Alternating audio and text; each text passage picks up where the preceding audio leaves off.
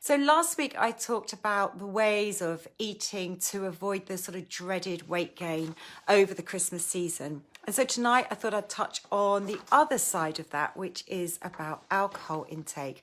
And many of us, we have really good intentions, we eat really healthily, but you get to a point in the year in particular where there's possibly lots of activities of going out. There certainly has been for me in the past week or so.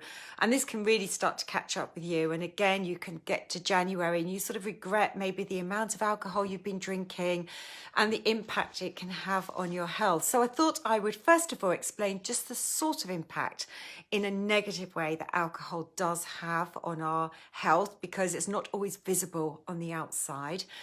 We know it's not good for us, but in what way exactly isn't it good for us? So let me explain briefly about that. And then I'm also going to give you a few ideas. Some of it will be obvious to you, other things maybe not what you might have thought about, that you can take away and implement between now and Christmas, and going out in the future into next year. And let's be optimistic about that and going out.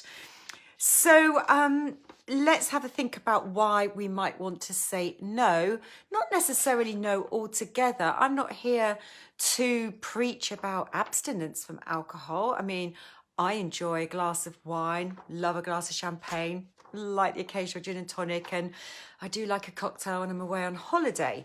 This is about saying when we have intentions possibly to think, I'm not going to drink much, I don't want to, but then the plans fall apart. So let's first of all think about why we may want to not overindulge on alcohol.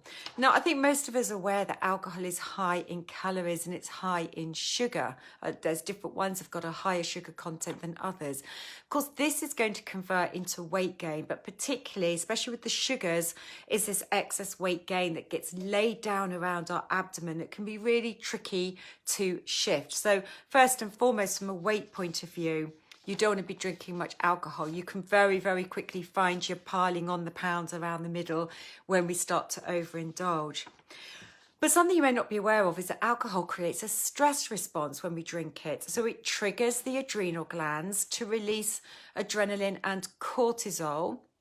And cortisol in excess is pro-inflammatory to the body. But when it creates this stress response and triggers cortisol, this in turn also creates this release of sugar into the bloodstream and creates this yo-yo imbalance in blood sugar levels. But when we get the stress response with cortisol in very small amounts, that can be less inflammatory. But often we'll find with too much cortisol circulating in the bloodstream, not just because of alcohol, but from other stresses in our life, it becomes quite chronic. It becomes pro-inflammatory. And it does have sort of mood altering effects. We can end up finding we've got quite a low mood. It can increase our anxiety. It can affect our concentration. It can also affect our memory. So it has a lot of sort of negative impacts from a brain function point of view.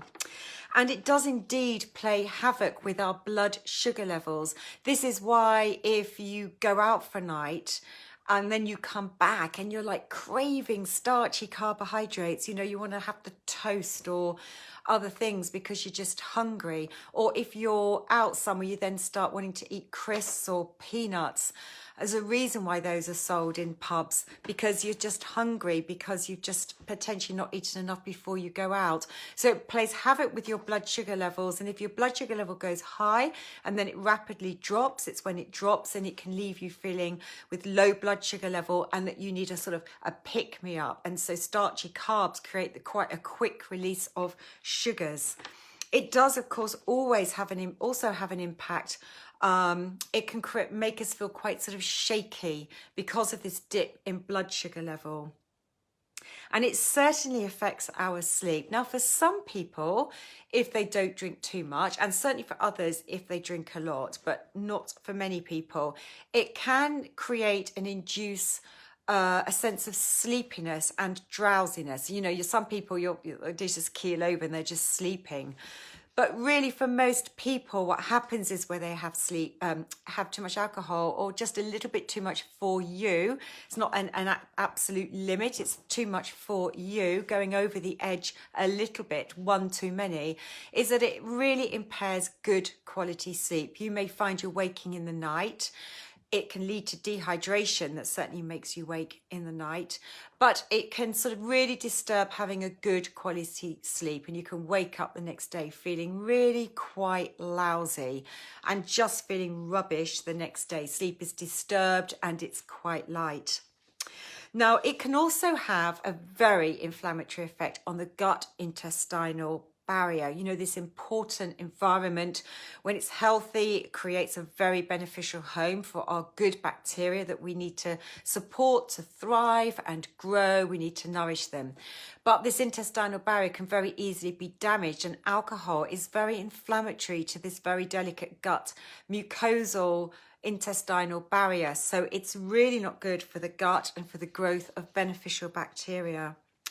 And you know, it does put an additional burden on our liver. Now, you know, the liver is the place where we detoxify our compounds, our toxins in the body, and deal with the waste products. So, you know, it's what the liver is designed to do, but it also has to perform so many other functions. I've spoken before about the role of the liver with metabolizing hormones, and through the menopause, how important it is to take care of the liver. And I think this is why for some people, just having one alcoholic drink can make their menopausal symptoms so much worse the next day or for a few days afterwards. So when we're having alcoholic drinks, this puts this additional burden because the liver has to detoxify all these chemicals to get them out of the body. Other things can be poor sleep, it can poor skin. It can really affect the pallor of your skin. It can look quite grey and not great at all. You feel lousy, and it can affect your performance at work. So, you know, if you're trying to work, especially if you're running your own business and you want to be on your top peak performance, it's not going to enable you to be performing at your best. So what can we do about it? So I've just come up with, as I said, some top tips to try and avoid the overindulgence. As I said, this isn't about trying to say don't drink alcohol. That's something we could cover in my January recovery, 7-day Christmas recovery, and at other times.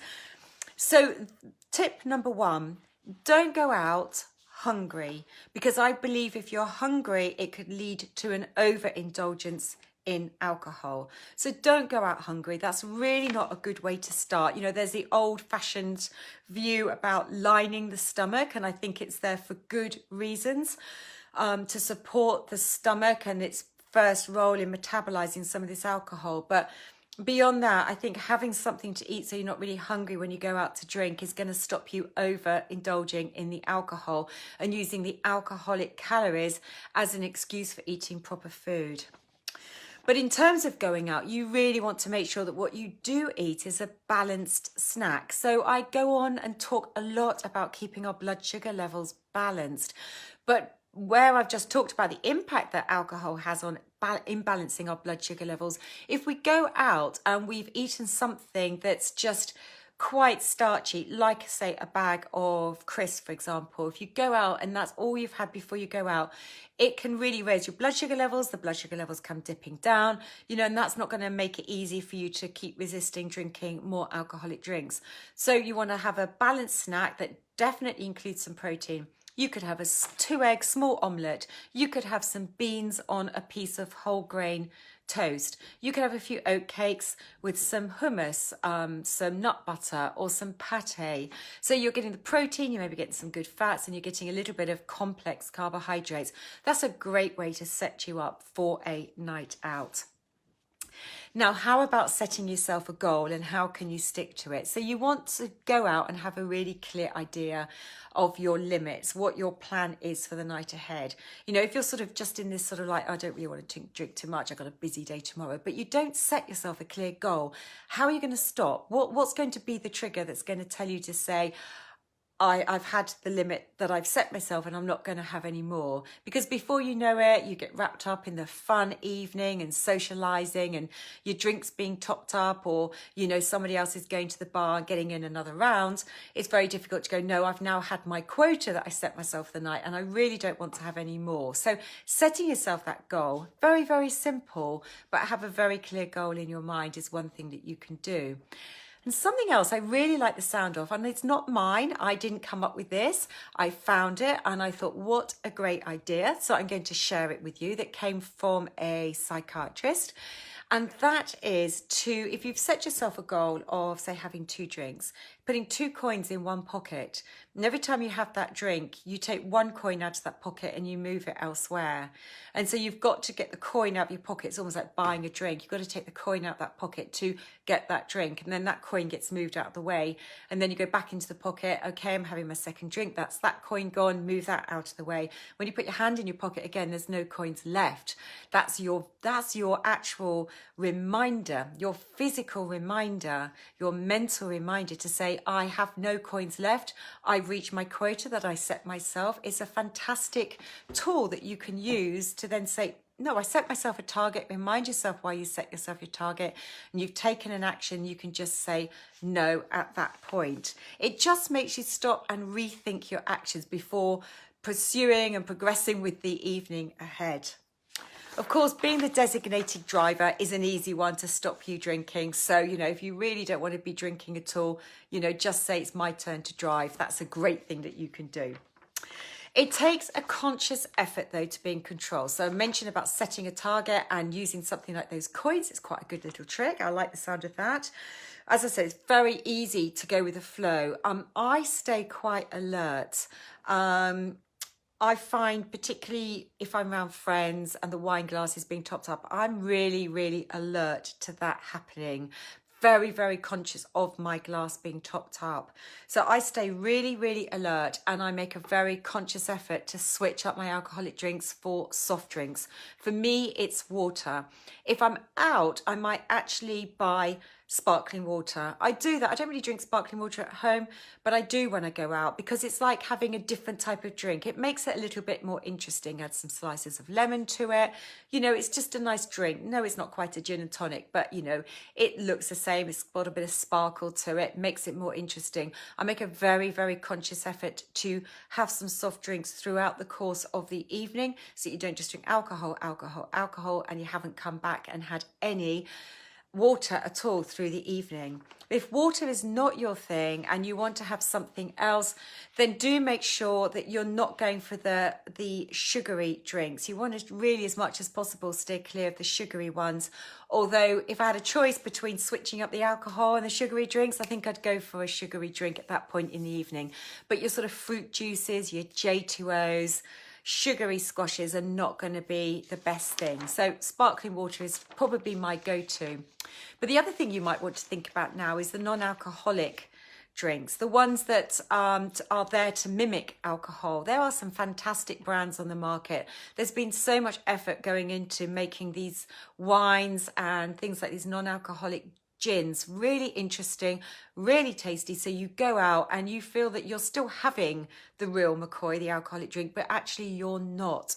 You're not having any alcohol at all. So go and do some research around that. I think in the gin market, the Sipsmith, I think it's called, they do some really lovely botanicals that are non-alcoholic, but they are quite expensive. But, you know, as a way of reducing the alcohol consumption, it's a great thing. And at the end of the day, alcohol is so expensive when we're going out that you might as well invest on something that's non-alcoholic and may not be as cheap as a glass of water, but it's a way of enjoying in the evening, and people around you, they may not even be aware, because isn't there so much pressure to go out and drink alcohol, and it's just really not necessary at all.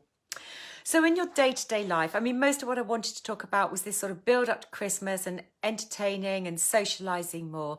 But in your day-to-day life, you really need to stop and think about having some alcohol-free nights. And maybe you do that, and that's brilliant. But you do need to think about that so that you've got nights when you're not on the alcohol. stop and think about when you reach for an alcoholic drink in the evening. Is it your just automatic stress response? You're feeling stressed, you've had a busy day, and you reach for the alcohol as a habit, as your stress reliever. And just try and stop and pause and think, what are my other stress relievers that I can do right now? For me, it would be some deep breathing. I would think about rolling out my yoga mat and doing 30 minutes of yoga. That, in fact, it's the yoga for me, I think, these days that really, really de-stresses me more than anything else. But the deep breathing is a great thing to do and implement straight away. For others, you'll have your own techniques that work well for you. And I've spoken about this on other videos that I've done, which you can find on my YouTube channel, Peyton Principles, Natural Health.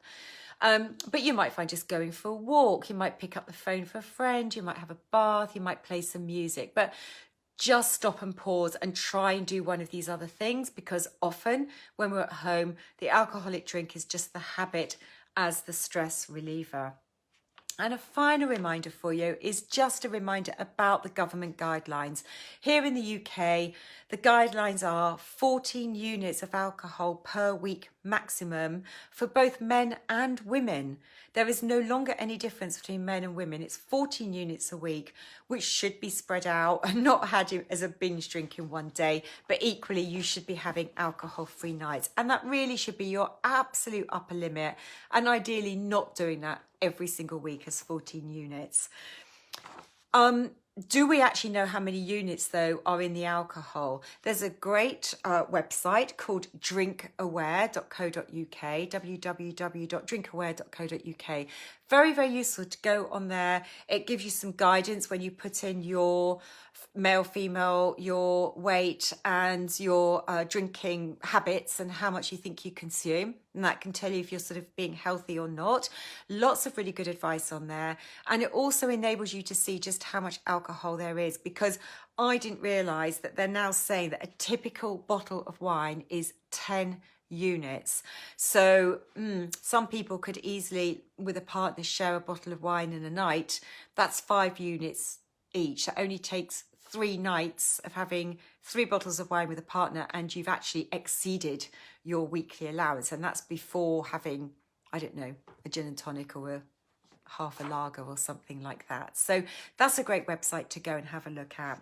So I hope that's been some useful information for you tonight. Now, this is my last live. I would like to wish you all a fabulous Christmas. Pray we get to spend it with our friends and family. I'm sure we are going to. Got a new year to look forward to, look ahead to. Please come and join me for my 7-day Christmas recovery starting on the 3rd of January here in my Facebook group. It's not a separate thing. You don't need to register for it. If you think other people will benefit from my 7 days of videos and lives, which I'm going to be doing in the mornings, but they'll be recorded, so you'll be able to pick them up later on in the day. If you think other people and other friends would find that beneficial, do get them to come and join this group. I'd love to increase the number of people that are in my Facebook group. So I'm going to be doing that starting on Monday, the 3rd of January. But there'll be things that I'm going to keep posting in here between now, but there won't be any more lives until that Monday. But my typical Tuesday 6 p.m. lives will be back on Tuesday, the 11th of January. And if you have topics that you'd like me to talk about, please drop a note in my Facebook group. Any of you can go in and post and say what you'd like to see, or add it to below this video, because I'm always on the lookout for new topics. I want to make sure that the content I'm delivering is what you really want to hear about. So thank you for watching. I really appreciate your time. And let's hope and let's all enjoy a lovely, relaxing Christmas with friends and family. Time to unwind, time to relax, and let's pick up again in the new year. Bye, everyone.